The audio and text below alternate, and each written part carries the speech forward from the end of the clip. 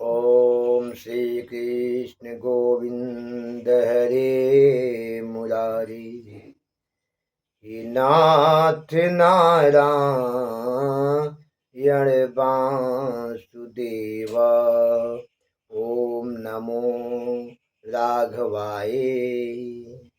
ओम श्री गुरु चरण कमलभ्यो नमः।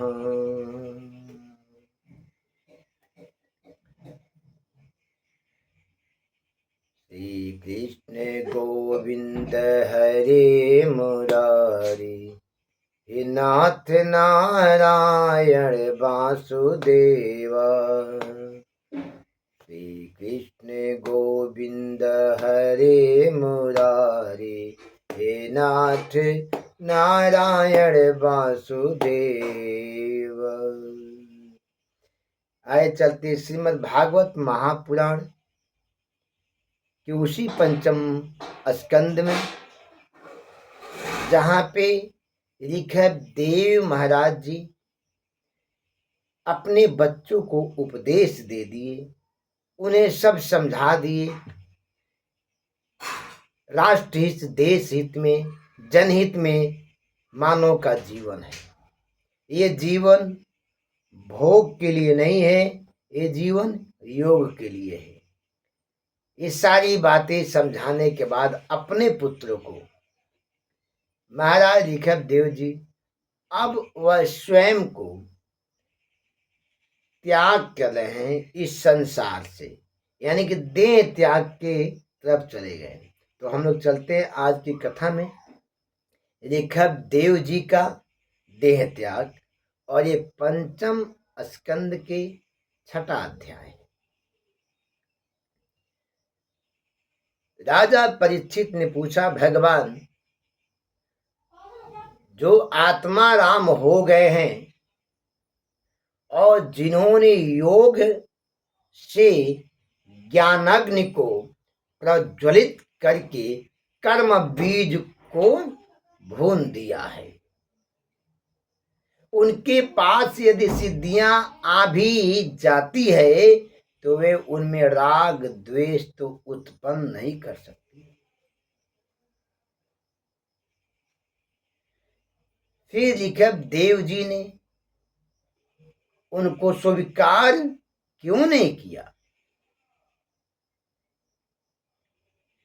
सुखदेव जी कहते, राजन, तुम्हारा कथन बिल्कुल सत्य है कि सिद्धियां से महात्माओं का कुछ बिगड़ नहीं सकता, परंतु महापुरुष अपने मन का विश्वास नहीं करते, क्योंकि मन बहुत चंचल है। महापुरुष और महात्मा, देखिए कितना अंतर है। महात्माओं के पास सिद्धियां आ जाए, धन आ जाए, संपत्ति आ जाए तो कुछ उसका कुछ बिगड़ने नहीं है, लेकिन महापुरुष के पास सिद्धियां आ जाए तो उनका मन है, महापुरुष अपने मन का विश्वास नहीं करते, क्योंकि मन बहुत चंचल है। सत्य मुक्तम किन तो हम वा एकेन मनसो श्रद्धा विसंभ्रमाना धनस्य सठा किरात इव संगच्छति। जैसे कपटी व्याध हिरण को पकड़ लेने पर भी उसका विश्वास नहीं करते, इसमें विश्वास करने से ही मोहिनी रूप में फंसकर महादेव जी का बहुत काल से संचित तप क्षीण हो गया। इसी प्रकार सौभरी ऋषि भी तपस्या भंग हो गई। इसी प्रकार जो योगी मन पर विश्वास करते हैं, उनके मन में काम क्रोध आदि अंदर के शत्रु शरीर में प्रविष्ट हो जाते हैं।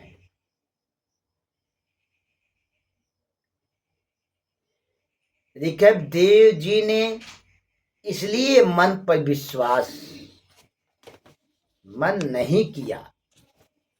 मन बहुत चंचल होता है।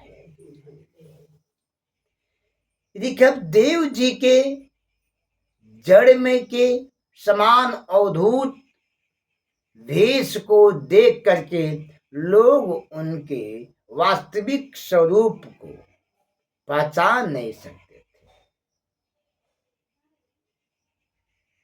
लोग कहते आज हमारा मन करता, अरे इस मन को, आज मेरा मन कर रहा है कुछ खाने का, आज मेरा मन कर रहा है कहीं जाने का, आज मेरा मन कर रहा है कुछ कहने का, आज मेरा मन कर रहा है। इस मन को काबू करो, इस मन को संभालो। ये काम बड़े जो योगी, जो योग करता है, मन पे कंट्रोल करना हो तो योग को अपना मित्र बनाना पड़ेगा। अगर आपका मित्र योग हो गया तो मन आप पर प्रभावित नहीं होगा। और भोग आपके जीवन में आ गया तो मन क्या करेगा? मन आपको भटकाएगा। ऋषभ देव जी योगी थे, योग कर लेते, मन पर काबू कर ले, मन पे लगाम लगा दी थे। जो जनता ऋषभ देव जी को प्रणाम करता था, नतमस्तक होता था, उनके पास बैठकर घंटों उपदेश सुनता था। जब ऋषभ देव जी स्वयं को भगवान को समर्पित करने के लिए तैयार हुए तो उन्हीं की जनता पहचान नहीं पा रही थी, क्योंकि भोग से योग की दुनिया में आ गए थे।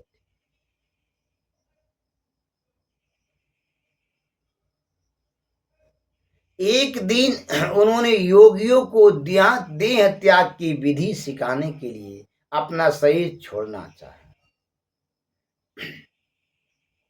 उनको यह अभिमान तो बिल्कुल नहीं था कि मैं शरीर हूं और यह शरीर मेरा है। फिर भी अभिमान भासेन संक्रमण,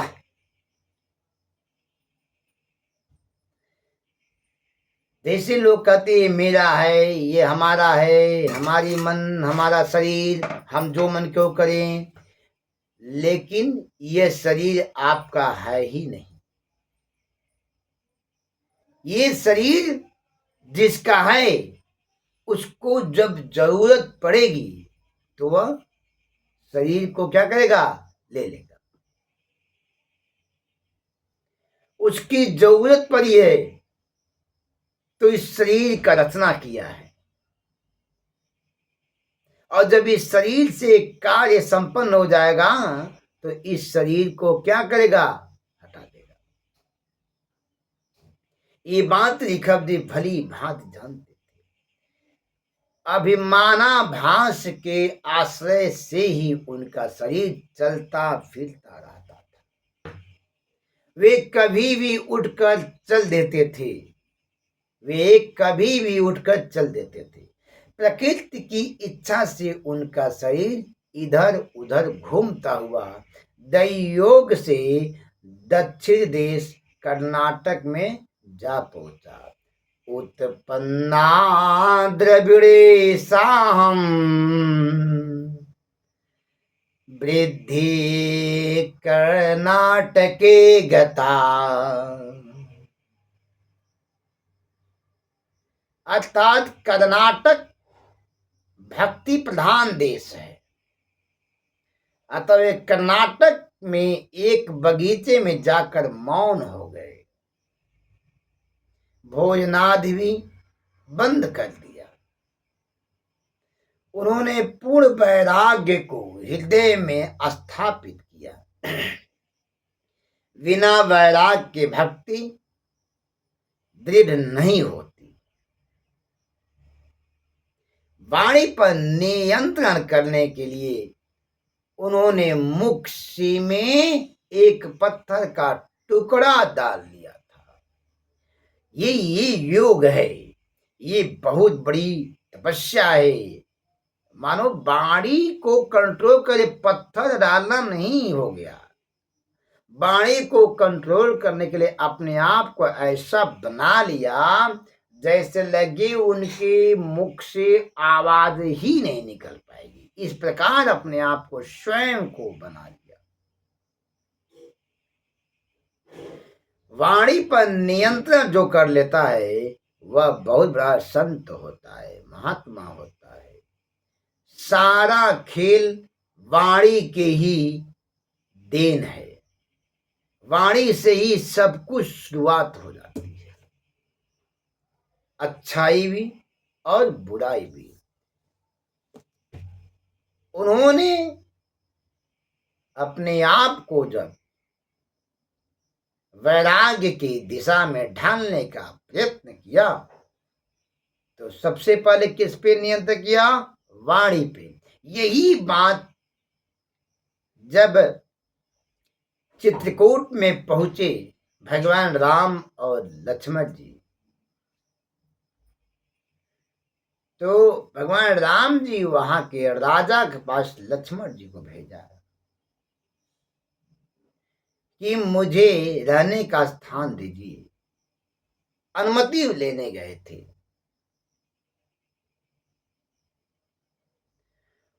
और वहां के राजा ने सिर्फ एक बार लक्ष्मण जी से कहा कि आप वाणी और नाभि दोनों पे नियंत्रण करें और हमारे राज्य में कहीं भी रह सकते हैं। भगवान राम जी से लक्ष्मण जी जाग कहे कि इस प्रकार का राजा ने कहा है। तो कहे मैं समझ गया हूं। वाणी मतलब किसी को किसी प्रकार कोई अशब्द बात ना कहें, और ना ही मतलब काम पे प्रतिबंध लगाएं।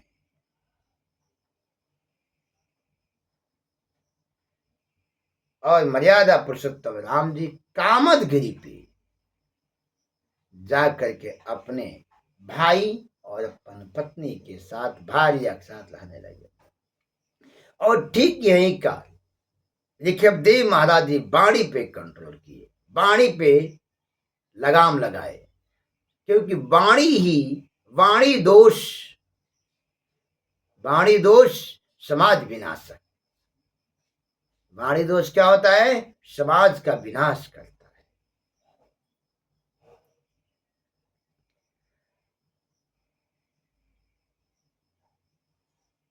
वाणी पर नियंत्रण करने के लिए उन्होंने मुख में एक पत्थर का टुकड़ा लगा दिया।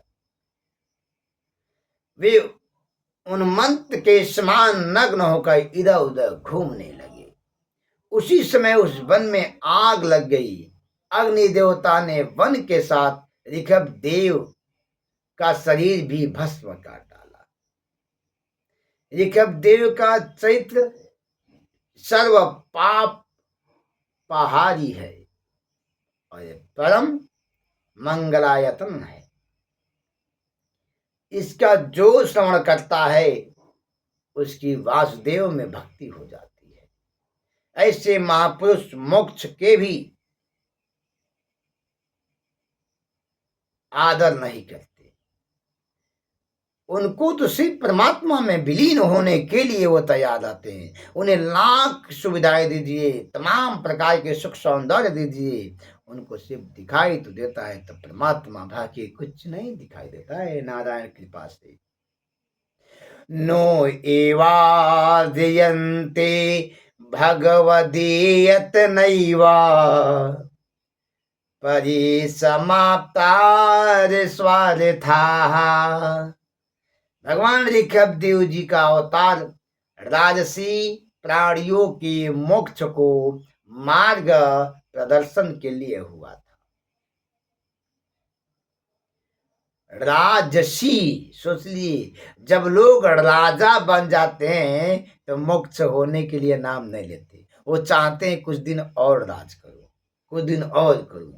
लेकिन ऋषभदेव महाराज का अवतार राजसी प्राणियों की मोक्ष को मार्ग प्रदर्शन के लिए हुआ था। यानी कि राजाओं को कैसे होना चाहिए, राजा को कैसा होना चाहिए, राजा को प्रजा प्रिय होना चाहिए, राजा को प्रजा रंजन करना चाहिए, न कि कुत्सित मार्ग के प्रचार के लिए। सुखदेव जी ने कहा, राजन ऋषभ देव जी के मंगलमय चरित्र का मैंने आपके समक्ष वर्णन किया। इसका फलश्रुति क्या है? जो श्रद्धा से इसका श्रवण करते हैं अथवा दूसरों को सुनाते हैं अथवा सुनते हैं, उनकी भगवान में निश्चल भक्ति हो जाती है। ऐसे भगवान ऋषभ देव जी को हम सिर झुकाकर प्रणाम करते हैं। लोकस्या करुणा भयात्म लोक म्याख्या नमो भगवते ऋषभाय तस्मै नामाख्य नमो भगवते ऋषभाय तस्मै।